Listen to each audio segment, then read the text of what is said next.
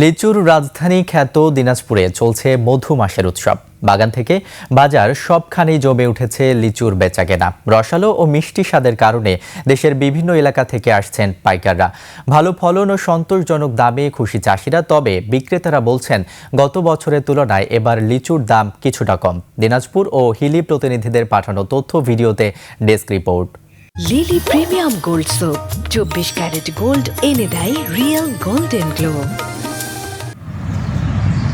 গাছে গাছে লিচুর সমারোহ, সবুজ পাতার ফাঁকে ফাঁকে ঝুলছে থোকায় থোকায় পাকা লিচু।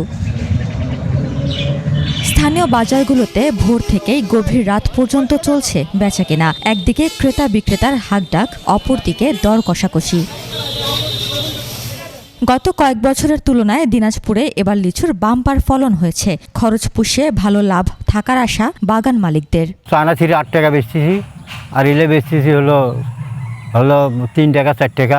আমাদের মোটামুটি এখান থেকেই বিক্রি হয়। ঢাকা থেকে লোকজন আসে, আরও বিভিন্ন জায়গা থেকে লোক এসে এখান থেকে খরিদ করে নিয়ে চলে যায়। পাইকারি আড়তদার ও ব্যবসায়ীদের জন্য বিষয়টা অবশ্য ব্যতিক্রম। তারা বলছেন বাজারে লিচুর তুলনায় ক্রেতা কম। বড় পাইকার যারা, এই পাইকারগুলো এখন আমাদের দিনাজপুরে ঢোকে নাই।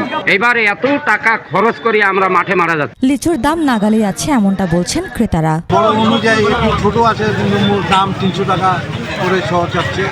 নিচে 2000, উপরে মনে করেন 3100, 3200। লিচু চাষ বাড়াতে নিয়মিত চাষিদের পরামর্শ ও কারিগরি সহযোগিতা দিচ্ছে কৃষি বিভাগ। আমাদের যে বেদানা জাতটা, যেহেতু এটা আসলে খুবই জুসি একটা লিচুর জাত, এটা সম্প্রসারণে আসলে আমরা কাজ করছি এবং আগামীতে এটার চাষাবাদ বৃদ্ধি পাবে। ন্যায্য মূল্য পেলে চাষ আরও বাড়বে, এমনটাই আশা সংশ্লিষ্টদের। উপমা রায়, ডেস্ক রিপোর্ট, 21 টেলিভিশন।